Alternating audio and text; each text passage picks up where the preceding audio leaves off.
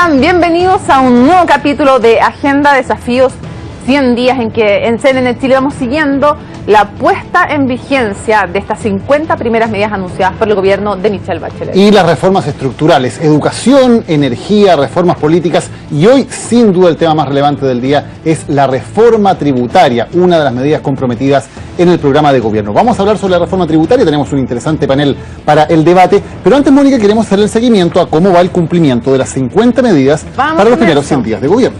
Revisemos, porque hasta ahora hay 5 medidas cumplidas de 50, es decir, un 10% de cumplimiento en estas medidas. El bono marzo, cumplido. El Ministerio de la Mujer, el proyecto para crear un Ministerio de la Mujer también cumplido. El Consejo de la Infancia.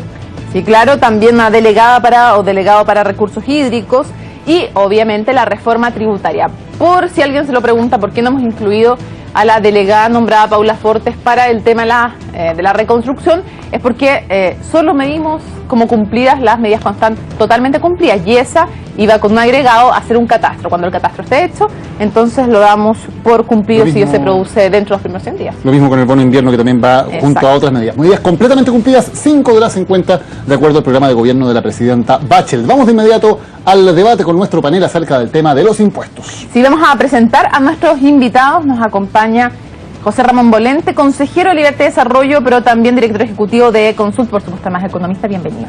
Muchas gracias por la invitación. Alejandro Mico, secretario de Hacienda, gracias por acompañarnos hoy. Gracias por la invitación. Estamos también con Manuel Riesco, economista además, y vicepresidente de Senda. Muchísimas gracias por estar con nosotros a pesar de mi tos. Gracias. Muchas gracias por la invitación. Y Paul Fontena, economista, miembro del movimiento Amplitud, también gracias por estar con nosotros. Vamos de inmediato a las definiciones generales. Ya vamos a ir a lo específico a cada tema de impuesto, pero antes queremos ir a las definiciones generales, y para eso tenemos una nota en la cual vamos a revisar lo que pasó, cuándo se presenta este proyecto de ley y también los detalles que entregó hoy, las especificidades que entregó hoy el ministro de Hacienda. Vamos a esa nota y de inmediato debatimos.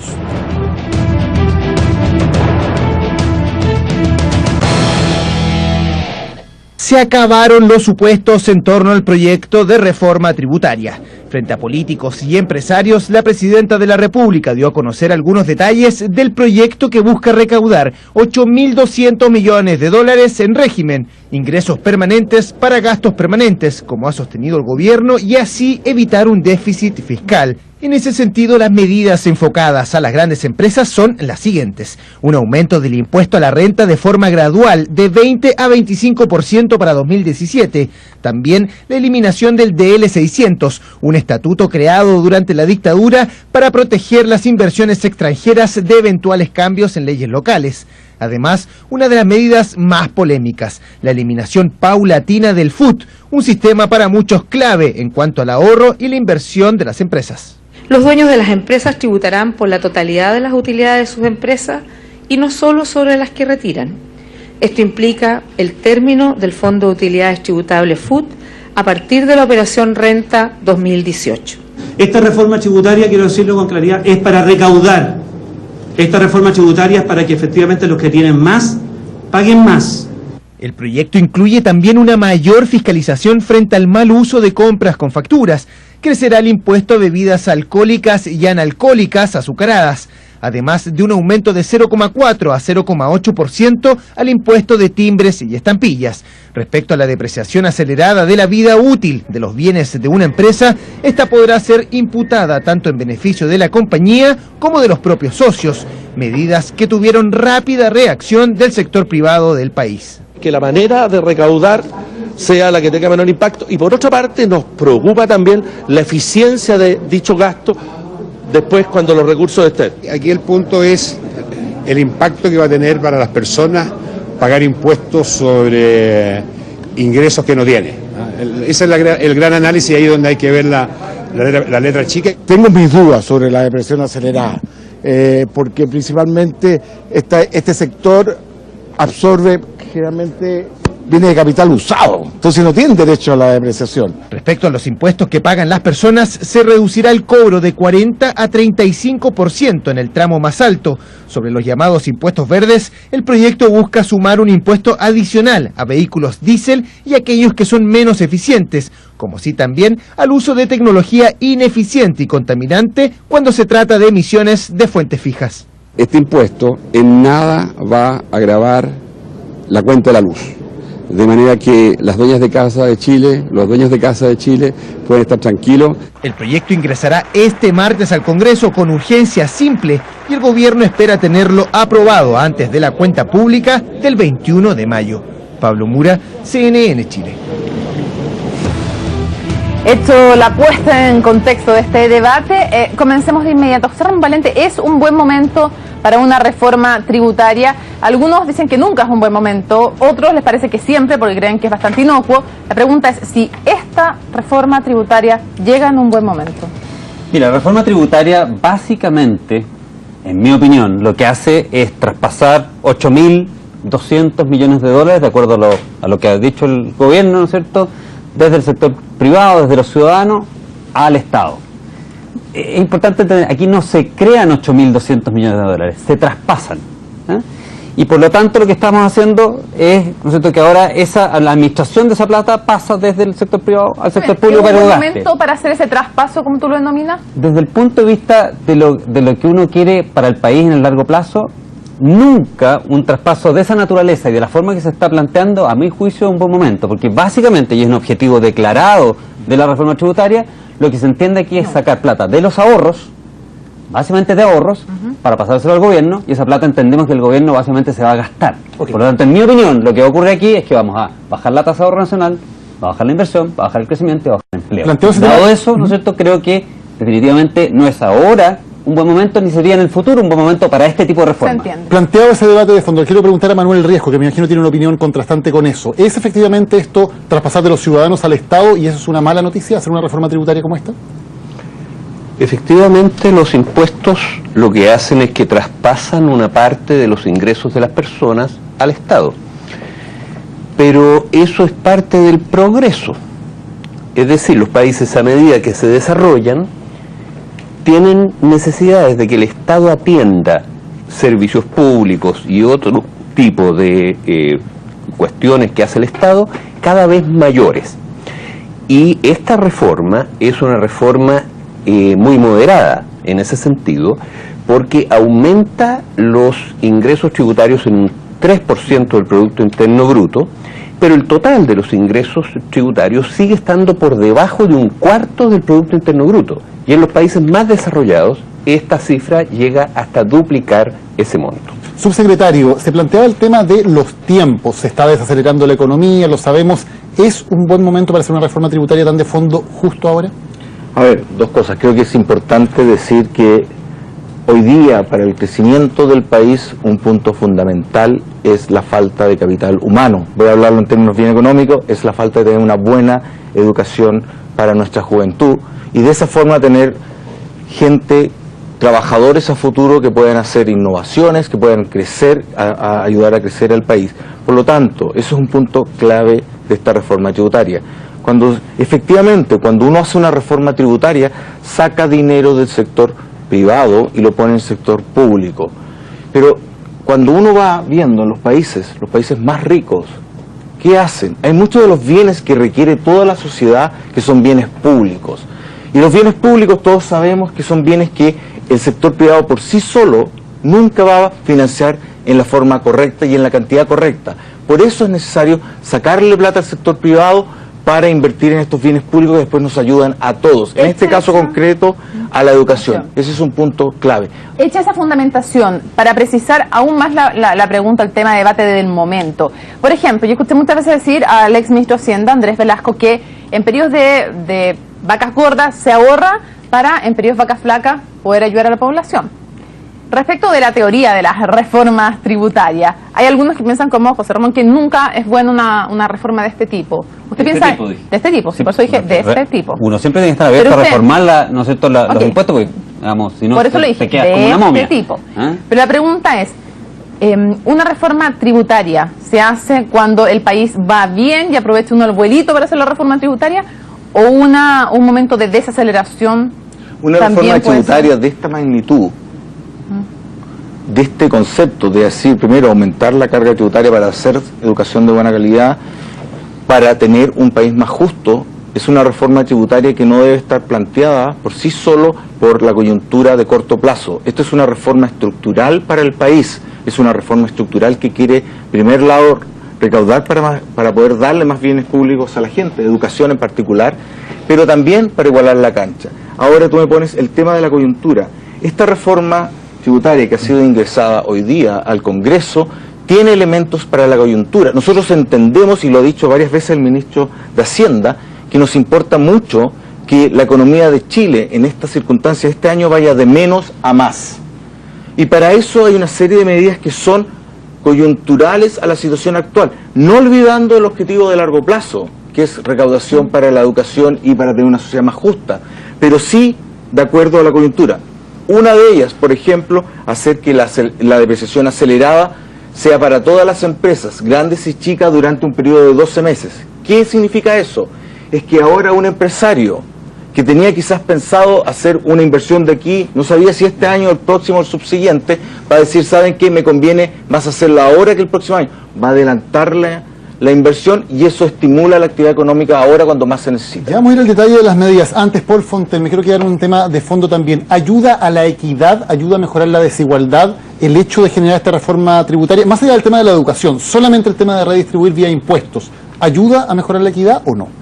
Yo creo que definitivamente una de las grandes virtudes de esta reforma es que logra eso.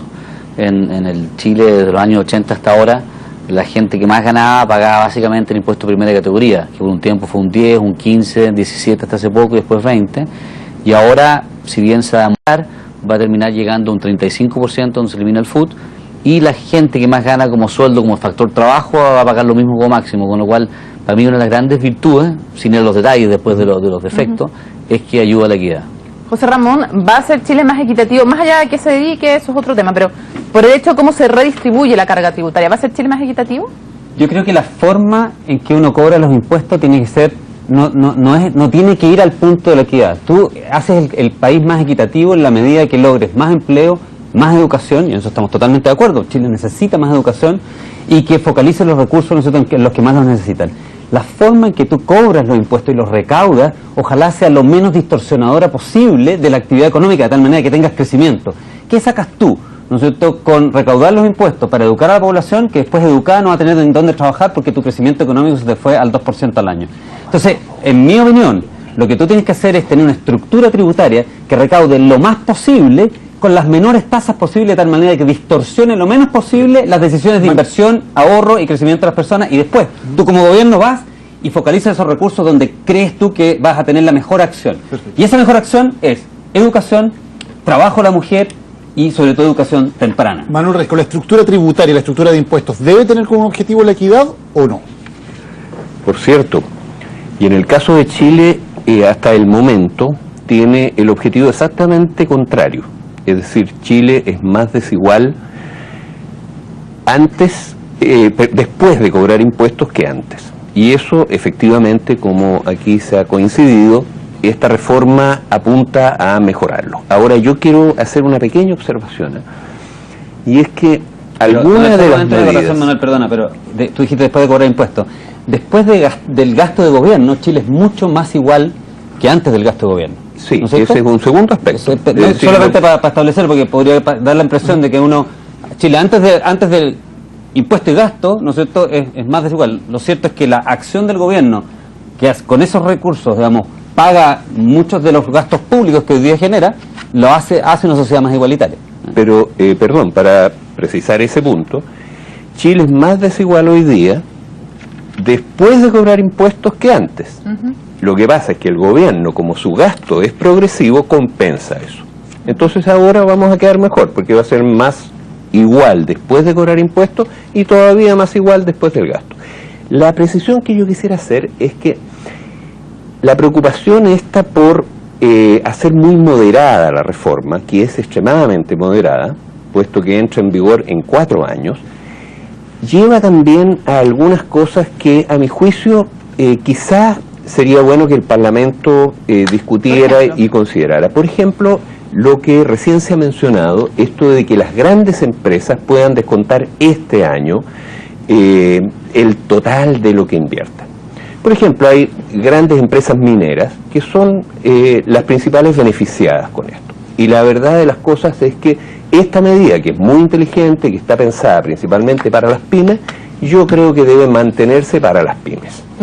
Ahora, sí. O sea, que a ese punto, yo concuerdo que esta medida en régimen tiene que ser solamente para las pymes, y así está pensada solamente que las pymes puedan hacer una depreciación instantánea y las medianas puedan hacerlo una fracción menor y las grandes nada. Pero creo que hay un tema hoy día de fondo, que es uno en algunos momentos tiene que hacer política económica activa para salir de situaciones que uno no quiere estar. Para eso el Banco Central tiene la política monetaria, pero para eso el gobierno también puede tener una política fiscal activa. Y la política fiscal activa tiene dos componentes, una cosa a través de los impuestos y otra a través del gasto.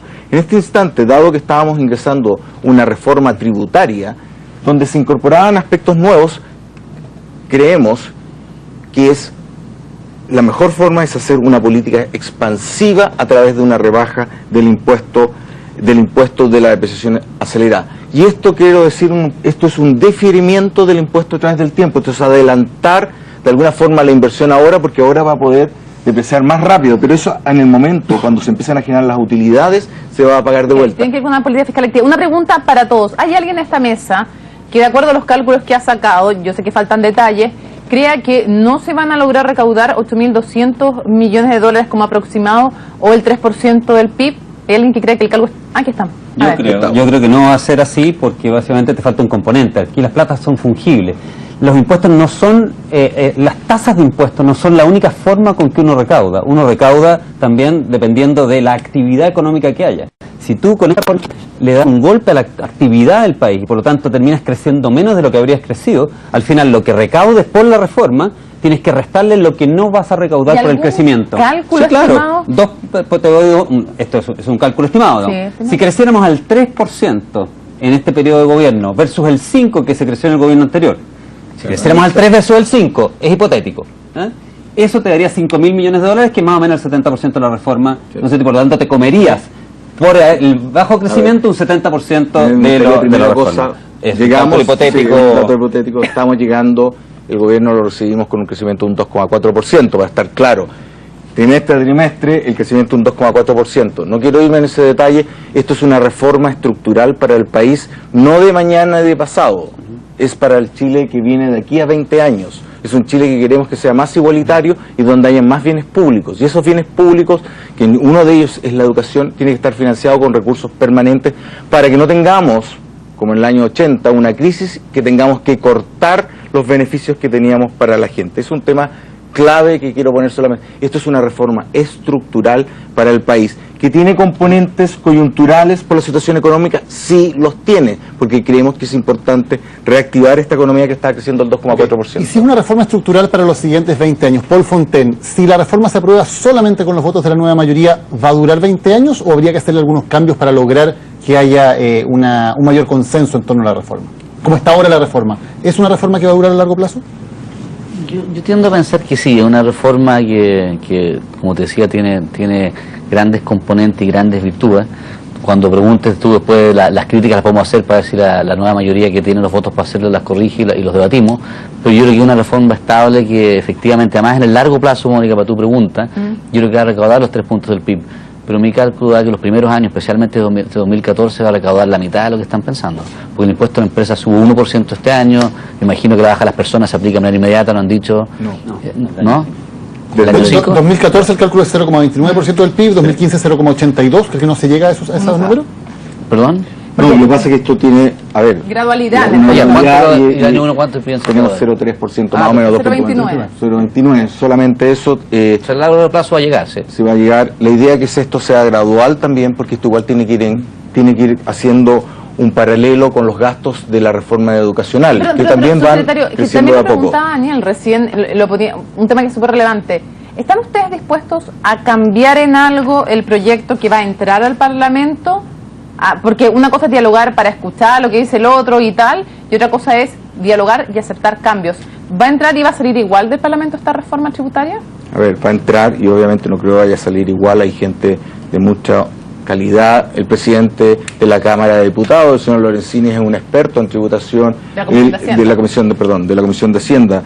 El presidente de la Comisión de Hacienda del Senado, el señor Lagos Ver también es alguien que sabe mucho de impuestos, por lo tanto obviamente vamos a escuchar lo que tiene que decir el Parlamento en su conjunto. Ahora, esto vamos a escuchar... Dentro del mismo conglomerado además hay diferencias. Por ejemplo, hay gente que quiere rebajar del 40 al 35 y al mira, más antes de ver el tema de si quieren o no rebajar, las declaraciones que ha habido. Cuando lo que el diputado Lorenzini lo que quiere ver y quiere saber a ciencia cierta, y eso lo vamos a mostrar con el detalle, que está preocupado de que esto sea una reforma que efectivamente, donde la gente que gana más termine pagando más proporcionalmente, y eso es muy fácil después de poder explicarlo. Vamos a ir mañana, hoy día estuvimos, mañana vamos a ir nuevamente a explicar. Y aquí el tema, tú mencionaste algo, en una reforma tributaria, lo importante, si uno quiere recaudar, son dos cosas, no es solamente la tasa, es la base sobre la cual se cobran los impuestos. Y hoy día tenemos, por desgracia, un sistema que tiene una serie de instrumentos que hacen que esa base en la cual la gente, principalmente con rentas del capital, la pueda reducir. Y por lo tanto yo puedo tener hoy día una tasa del 40%, pero si la aplico sobre un monto muy pequeño, poco recaudo. Lo que hace esta reforma es ampliar la base, y como ampliamos tanto la base, uno puede hacer esta rebaja del 40 al 35%. Esa es toda la idea de esta reforma. Solamente Manuel Risco creo que puede participar en este punto también. Con lo que está planteado como reforma tributaria, ¿es esta una reforma para los próximos 20 años? ¿Es suficiente lo que se plantea? No, categóricamente no. Es una reforma para el momento político actual. Y las reformas tributarias, la verdad, es que más que tener que ver con la coyuntura, tienen que ver con la coyuntura política, económica. Y felizmente se ha logrado una coyuntura política que permite hacer hoy día esta reforma. ¿Qué le falta entonces para que hubiera sido una reforma para los próximos 20 años, según usted? Bueno, en primer lugar yo creo que hay un gran tema que esta reforma no toca, pero que hoy día, por ejemplo, el profesor Landerreche de la Universidad de Chile hizo mención a él, y que creo que estamos todos en esta mesa de acuerdo que es un tema crucial para Chile. Y es el tema de el royalty a la renta de los recursos naturales, que hoy día en la práctica nuestro país regala sus recursos naturales, cobra muy poco, y eso tenemos que corregirlo. Y la presidenta, ¿qué es lo que ha dicho? Ha dicho que en la reforma constitucional va a dejar al país preparado para que el próximo gobierno aborde este tema. Y cuando lo aborde, indudablemente eso va a significar un cambio tributario. Ok, subsecretario, ¿faltó eso, faltó el royalty, y por qué no está dentro de las propuestas del... Creo que aquí lo importante es si es que uno puede hacer cobrarle a las mineras más impuestos o no. Dos cosas aquí. El tema hoy día, se analizó el tema de cómo uno podía aumentar la carga tributaria de las empresas mineras. Hoy día las empresas mineras tienen contrato de invariabilidad que este gobierno va a respetar. ¿Ok? Este gobierno va a respetar todos los contratos que están sobre la mesa, nadie está planteando pasar sobre la institucionalidad. Por lo tanto, hoy día estamos en una situación donde, por desgracia, uno no podía hacer un cambio del royalty. Hubo un cambio en el royalty donde hace poco tiempo donde se aumentó. Ir más allá no se podía hacer por la sola voluntad de inclusive del Congreso, tenía que tener la aprobación de las empresas. ¿Qué se vio en ese momento? ¿Qué forma era la única forma inteligente de aumentarle la carga tributaria a las empresas mineras hoy día? Hoy día la única forma era hacer que las utilidades que tenían momento a momento fuesen directamente a sus dueños finales. De tal forma, como los dueños finales son gente que está afuera del país, tienen que pasar por una tributación de un 35%, porque ese es el impuesto a los extranjeros. Si uno le suma el impuesto de un 35%, que es el adicional a los extranjeros, le suma el royalty, que va desde un 5 a un 14, supongamos que estamos en un año donde la tasa está en la mitad, 8%, llegamos a una tasa de un 43% a las utilidades de las empresas mineras. Tasa que yo ya creo que son bastante mejores que las que tenemos actualmente, debido a una serie de ilusiones que se dan a través del FUT. La forma en la cual nosotros abordamos este punto fue decir, ¿de qué forma le podemos hoy día agregar más recursos al fisco, a los chilenos, en base a la situación legal que está? Las tres letras más polémicas de esta reforma tributaria, FUT. José Ramón Valente, ¿usan el FUT la pequeña y mediana empresa como una forma de ahorro? ¿Qué van a hacer ahora? ¿Pedirle a los bancos? Porque esa ha sido una de las quejas también de la FUT, que no les basta con esta depreciación ni instantánea ni acelerada. ¿Qué dices? ¿Afecta o no a las pequeñas y medianas? Mira, el FUT es una forma que utilizan básicamente los accionistas de las empresas para pagar un impuesto de un 20% por las utilidades totales y hasta un 40% por las utilidades que ellos retiren y consuman. Esa es la diferencia, y eso se está terminando. Eso es una fuente muy significativa a nivel global de la economía del ahorro nacional. Yo creo que cuando tú hacías la pregunta antes de si esto va a durar en el tiempo, yo creo que a corto andar vamos a redescubrir que el ahorro es una medida del sacrificio que está dispuesta a hacer las sociedades por progresar en el futuro. Y esta reforma le pega, digamos, en los pies directamente, ¿no es cierto?, y un tacle al ahorro, porque declaradamente va a las fuentes de ahorro. Y lo que dice, mire, ¿sabe qué? Aquí vamos a cambiar. La gente que ahorraba y no se consumía, que voluntariamente decía, voy a no consumir, que es un ejercicio básicamente de abstención en favor de la sociedad. Porque tú al consumir lo haces egoístamente para ti. Tú dices, yo me compro un reloj, yo me compro una casa, yo me compro un viaje para mí y para mi familia. Cuando ahorro, lo que estás haciendo es postergar esa decisión de consumo en favor de la sociedad. Porque lo que estás diciendo es, voy a ahorrar de tal manera de crear más empresas, crear más empleo, crear más bienestar. A eso es lo que se está atacando esta reforma tributaria. Está desmantelando ese sistema de incentivo al ahorro. Y yo creo que al corto andar nos vamos a dar cuenta que hemos cometido un tremendo error al desmantelar ese incentivo al ahorro. Paul Fontaine, ¿es un tacle al ahorro eliminar el FUT? Bueno, yo diría que hay dos tipos de empresas, o sea, es difícil generalizarlo. Yo diría que para la pequeña y mediana empresa, a mí lo que es la parte que encuentro un poco más cuestionable de esta reforma tributaria, es que no le va a permitir básicamente reinvertir sin pagar impuestos, sino que va a tener que pagar de alguna manera, y hay unos ejemplos numéricos que llevan a que lo metas al lugar complementario y se muestre que no paga tanto. Pero sin embargo, y me hubiera gustado un mayor incentivo a la pequeña y mediana empresa. Para la gran empresa, incluso hay un estudio de la Reina y Cerda que hicieron, se muestran que el efecto que tiene un alza de impuestos a lo más es en algunos proyectos marginales, pero los proyectos rentables se hacen igual y tienen acceso a un mercado de capitales abierto y grande, con lo cual lo más probable es que las inversiones de las grandes empresas no se afecten sustancialmente en Chile, y lo que dejen de invertir es lo menos rentable, con lo cual tienen menor van social, así no va a ser tan importante. Pero en mi opinión hubiera sido importante haber ampliado, por ejemplo, el 14 TER y tener una cantidad exenta de impuestos para las empresas pequeñas en la medida que no lo retiren. Y eso hubiera sido un impulso grande a la economía que hoy en día no está presente. Manuel Riesco, ¿buena o mala idea eliminar el FUT gradualmente? Muy buena.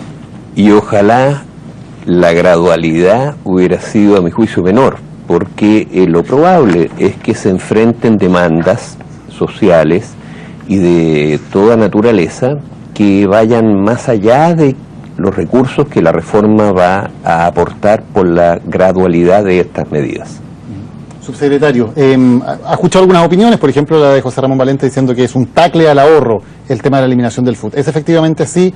¿Desincentiva la posibilidad de que se pueda ahorrar? A ver, dos cosas. Creo que el ahorro, si estamos hablando de las pequeñas empresas, y aquí para decir claro que es una pequeña empresa, no, voy a hablar, bueno, no, pero vamos por partes. Yo quiero hablar del 95, quiero hablarle al 95% de las empresas en Chile, al 95% de las empresas de Chile, 800.000 empresas en Chile. Hoy día el tema de tener FUT no le sirve de nada. ¿Por qué no le sirve de nada? Porque si dejan la plata dentro de la empresa tienen que pagar un 20% de impuesto por esa plata. Si yo tengo una empresa, soy el único dueño de esa empresa, y hoy día esa empresa tiene una utilidad de 100 pesos, tengo que pagar un impuesto de primera categoría de 20 pesos. Esa misma persona, ese mismo dueño de empresa, si retira toda la plata de la empresa y la pone en su bolsillo, la hace como que la retira, esos 76 millones, va a pagar exactamente los mismos 20 pesos. Toda empresa que tenga utilidad menor a 76 millones de pesos, y aquí quiero ser claro, 76 millones de pesos, que son más de 6 millones al mes, no le sirve de nada el FUT. Esto es simplemente lo que va a pasar ahora, es que la gente cada año se le va a reconocer esos 100 pesos, o pongamos 50 pesos que ganó la empresa, va a ir como al global complementario. Como esa persona tiene una renta menor a 76 millones al año, va a pagar menos impuestos. Lo puede reinvertir de nuevo en su negocio.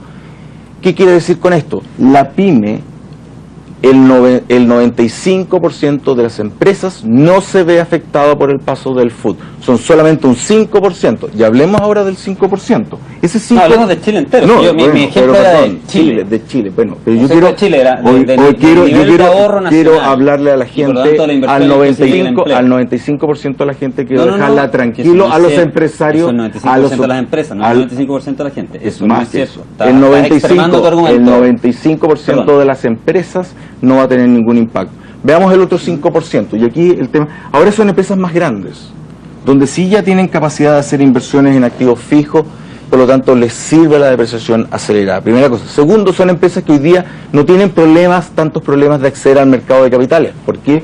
Porque el Chile de hoy es muy distinto al Chile del año 84, cuando se creó el FUT. Hoy día hay bancos, hay un sector financiero que presta, hay AFP que generan una inmensa cantidad de ahorro. Por lo tanto, esas empresas hoy día van a tener un incentivo más para invertir. ¿Por qué? Porque tienen la depreciación acelerada. Un año. Y no solamente... No, perdóname, las medianas son para siempre. Para las medianas son para la siempre. Para la mediana y grande, tú tienes la depreciación instantánea, un año. No, disculpa. Eso es lo que dice el proyecto. El proyecto sale, bueno... Mediana y grande. Perdón, no. Lo que sale es la depreciación extra de estos 12 meses, es las medianas y grandes del 100%. El proyecto trae para la mediana empresa una depreciación acelerada que va cayendo en forma lineal. Es decir, para la mediana empresa también existe ese beneficio. Y no solamente, como lo mencionaba el señor Fantuzzi ahí, que creo que tenía mucha razón, las pymes tienden a invertir más en maquinaria usada. Por primera vez se va a permitir que uno pueda depreciar maquinaria usada. Tenemos que hacer una pausa. A la vuelta tenemos que hablar del impuesto a las personas, el impuesto a los alcoholes, a las bebidas. Hay muchos temas para conversar después de una pausa en 100 días de CNE.